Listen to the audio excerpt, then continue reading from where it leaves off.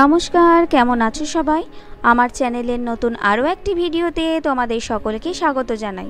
সকাল এখন 6:45 নাগাদ বাজে। রায়ের বাবা বেরিয়ে গেছে ডিউটির জন্য। তারপরেই আমি ঝাড় দেওয়া শুরু করলাম। আর ওদিকে বালতিগুলো রাখা আছে দেখতে পাচ্ছ, ওখানে জামা কাপড়টা আগেই ভিজিয়ে দিয়েছি। এই ঘর বারান্দাগুলো ঝাড় দিয়েই চলে যাব রান্নাঘরটা মুছে নিতে।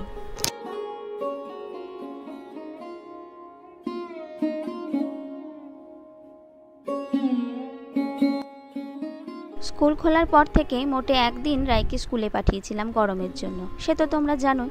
কিন্তু এই দুদিন থেকে বেশ মেঘলা ওয়েদার করছে। বেলাতে রোদ উঠলেও, বেলাতে গরম থাকলেও সকালের দিকটা বেশ ভালো ঠান্ডা আবহাওয়া থাকছে। আর ওদের স্কুল তো সকালে, তো সেই জন্য ভেবেছিলাম সোমবার থেকে স্কুলে পাঠাবো। কিন্তু আজ থেকেই দেখি সেই ভীষণ পরিমাণে রোদ উঠেছে। কিন্তু আজ না পাঠিয়ে তো কাজ নেই, বলো কতদিন আর এভাবে ঘরে বসে থাকবে? ঘরে থেকে থেকে ও সেই মানে কি বলবো, ঢ্যাঁটা হয়ে যাচ্ছে, সকালে উঠতে চায় না। স্কুল থাকলে দেখো কি সুন্দর সকালে উঠে পড়েছে, আবার যেদিন স্কুল যাবে না সেদিনকে ওকে আর ওঠানো যাবে না। তারপরে আবার ওদের আজ থেকে খাতা দেখাবে, আজকে খাতা দেখাবে। ছুটির আগে যে পরীক্ষাটা হয়েছিল সেগুলিরই নাম্বার বলে দেবে। তো সেই জন্য আরও বেশি করে পাঠানো। রায় তো ওদিকে রেডি হয়ে চলে গেল জুতো পরতে। আমার এই যে চুল বাঁধা হয়ে গেছে, এবার দুজনে বেরিয়ে যাব।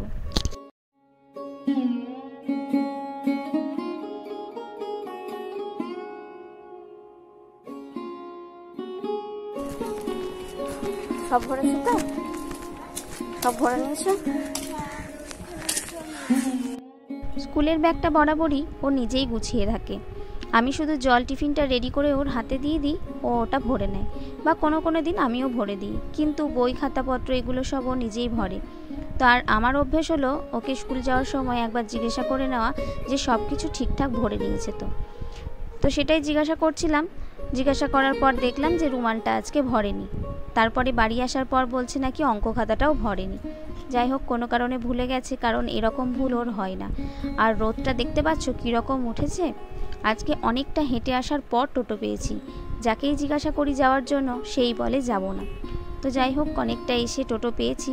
আর এখন সব স্কুলগুলিই তো মর্নিং হয়ে গেছে, যেগুলো ডে চলতো সেগুলোও মর্নিং হয়ে গেছে অতিরিক্ত গরমের জন্য। আর এদিকে সূর্য দেবতা একেবারে মনে হচ্ছে মাথার ওপরে। এখন 10টা-11টা বাজে। তো সেই জন্য মনে হচ্ছে আমিও যেন রায়কে নিয়ে ওই বেলার স্কুলেই যাচ্ছি।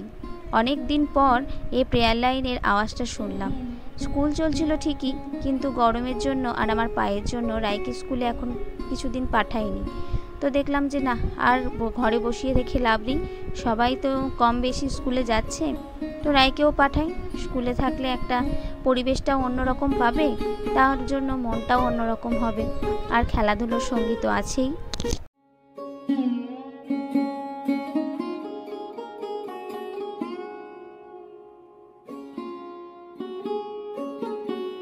রাইট স্কুল থাকলে এই একটা ভালো কাজ হয় যে ওকে স্কুলে দিয়ে আসার পথে যদি কিছু সবজিপাতি কেনাকাটার থাকে, তাহলে সেটা একবারে কিনে তারপরে বাড়ি ঢুকি। আর যদি স্কুল না থাকে, যদি দোকান আসতে হয়, তাহলে সেই স্নান করে গড়িমসি করে আস্তে আস্তে অনেকটা বেলা হয়ে যায়, যার ফলে দোকানে অনেক কিছু সবজিপাতি বিক্রি হয়ে যায়। আর স্কুল থেকে আসার পথে এলে সকাল সকাল বেশ একদম সবজিপাতিতে ভরপুর থাকে। তো বাড়ি চলে এসে ব্রেকফাস্ট করে নিয়েছিলাম। ব্রেকফাস্ট করে নিয়ে বসে পড়েছিলাম কাচাকুচো সারতে। আমার হয়ে গেছে, এখন দিদি নিয়ে বসেছে। কারণ বাইরে গিয়েছিল, তো বাইরে গেলে জামা কাপড় তো কতটা পরিমাণে হয় সে তো তোমরা জানোই। যারা বেড়াতে যাও বা কোথাও যাও বাইরে 2-10 দিনের জন্য, লাগেজ থাকলে জামা কাপড় তো অনেকটা পরিমাণেই হয়।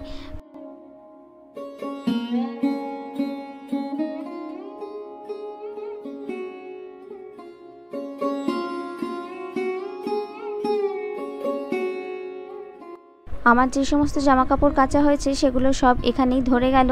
তো সেই জন্য এখনই মিলে দিলাম, জলও ঝরে যাবে, শুকিয়েও যাবে যেটুকু হাওয়া বাতাস দিচ্ছে। দিদি ওই পুকুরের দিকের দরজাটা খুলেই কাচতে বসলো। আর খুব সুন্দর হাওয়া দিচ্ছে ওই পুকুরের দিক দিয়ে। আর পুকুর থাকলে সেখানে তো হাওয়া বাতাস থাকে, যদি হাওয়া দেয় তাহলে হাওয়া বাতাস থাকবে। তো দরজাটা এই কারণেই খুলেছিল যে কলতলার যে ড্রেনটা সেটা না একদম জাম হয়ে গেছিলো, জল পাস হচ্ছিল না ভালো মতো। তো তো সেই জন্য ওটাই ড্রেনটাকে পরিষ্কার করার জন্যই দিদি আরও দরজাটা খুললো। তো বেশ সুন্দর হাওয়া দিচ্ছে। তো এদিকে আমার কাচাকুচো শেষ, কাপড় জামা মেলাও হয়ে গেছে। এখনই স্নান করব না, তার কারণ রায়কে আনতে গিয়ে ঘেমে যাব। তো সেই জন্য ওকে নিয়ে এসে তারপরে স্নানটা সারবো। এদিকে তো আমার কাচাকুচো হয়ে গেছে, তাই এসে স্নান করতে বেশিক্ষণ সময় লাগবে না। এখন যাই ওদিকে মায়ের কি রান্নাবান্না হবে সেদিকে একটু হেল্প করে দিই। কোনো কিছু কাটার থাকলে সেগুলো কেটে দিই। আমার এখন যেতে অনেকটাই সময় আছে, কারণ ওদের এখন ছুটি দিচ্ছে 10টা 15-তে। তো সেই জন্য অনেকটা টাইম হাতে পাওয়া গেল।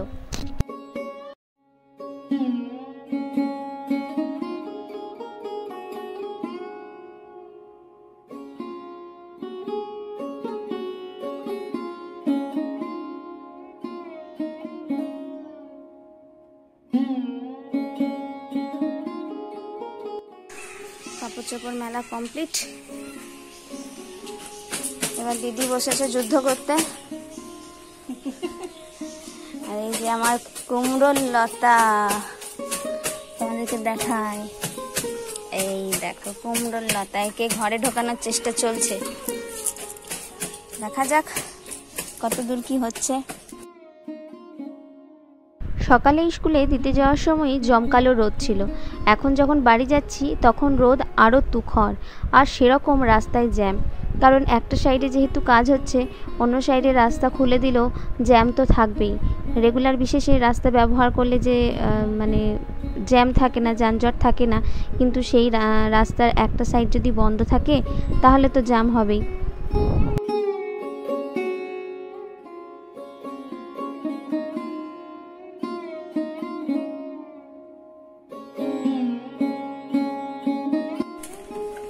দশটা 41 বাজে, এবার বাড়ি ঢুকবো। রায় চললো আগে আগে। তো এই কদিন তো গরমের জন্য পাঠাতে পারিনি, তারপরে দুদিন থেকে ঠান্ডা পড়লো। ঠান্ডা মানে একটু মেঘলা মেঘলা ওয়েদার করছিল। তো আজকে থেকে পাঠাবো ঠিকই করেছিলাম। আজকে আবার রোদ, দেখো এত পরিমাণে রোদ। তো আজকে ওদের খাতা দেখিয়েছে, সেই জন্য আরও পাঠানো, মানে নাম্বার বলে দিয়েছে আর কি। চলো কিসে কি পেয়েছে তোমাদেরকে বলছি। ভেতরে যাই আগে, প্রচন্ড গরম। বেল বাজাও। প্রচন্ড গরম, আর পারা যাচ্ছে না। দেখো ওর কোনো মানে হেলদোল নাই, নাম্বার পেয়েছে, এত খারাপ। চলো তোমার হচ্ছে না, তুমি ড্রেস খোলো, হাত পা ধোও, একেবারে স্নান করে নে না রায়। জানি না। হ্যাঁ কিসে কি পেয়েছিস বল, ফ্রেন্ডসরা শুনো। বাংলাতে আমি 10-এর মধ্যে 10 পেয়েছি, ইংরেজিতে 10-এর মধ্যে 9 পেয়েছি, অঙ্কতে 10-এর মধ্যে 10 পেয়েছি, আর পরিবেশে 10-এর মধ্যে 10 পেয়েছি, আর হাতের কাছে 10-এর মধ্যে 10 পেয়েছি। ইংরেজিতে কেন একটা নাম্বার কমলো? ওটা কেন দিয়ে এলি স্কুলে? কারণ বাক্য রচনাটা ভুল হয়েছে। তোকে যদি কেউ খাবার দেয়, তুই খাবার সবটা খেয়ে আসবি তো, না রেখে আসবি বল? যদি পাপড়ি চাট দেওয়া হতো 1 প্লেট, তুই মানে পাপড়ি চাটটা খেয়ে আসতিস না একটা পাপড়ি রেখে আসতিস? নেক্সট পরীক্ষাতে যেন সব নাম্বারটা আসে। নে ব্যাগটা খোল, খুলে একবার চান করে নে। এখন 11টা 26 বাজছে, এইমাত্র স্নান হলো, এবার একটু ফ্রেশ লাগছে। এই যে মলম নিয়ে এসেছি, এখন বরফে শেক করবো, তারপরে মলম লাগাবো।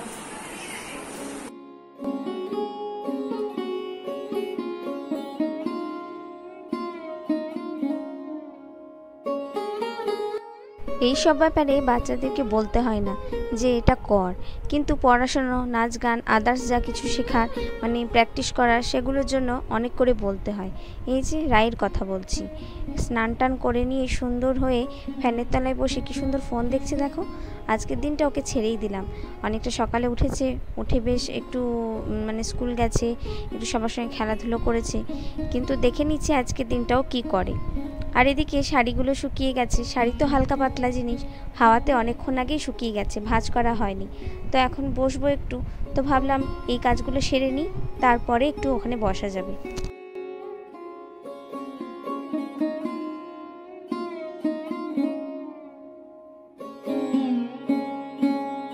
1:30 মতো বাজে, সবাই এখন বসে পড়েছি লাঞ্চ করতে।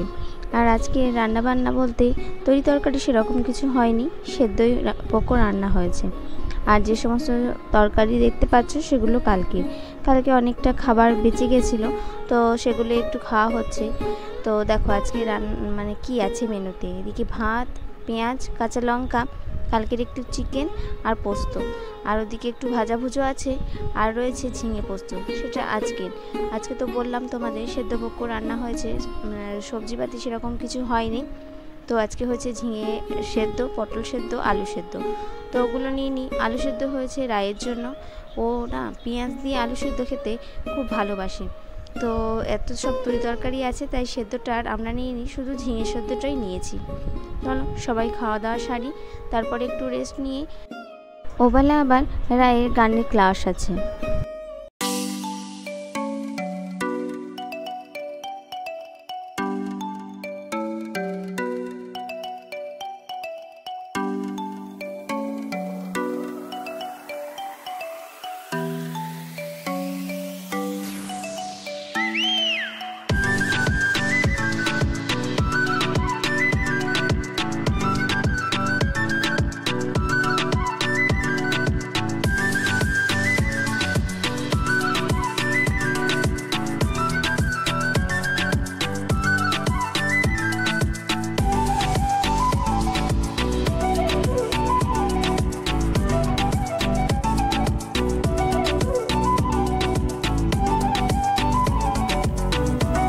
বাড়িতে ফিরতেই প্রায় 8:45 মতো বেজে গেছিলো।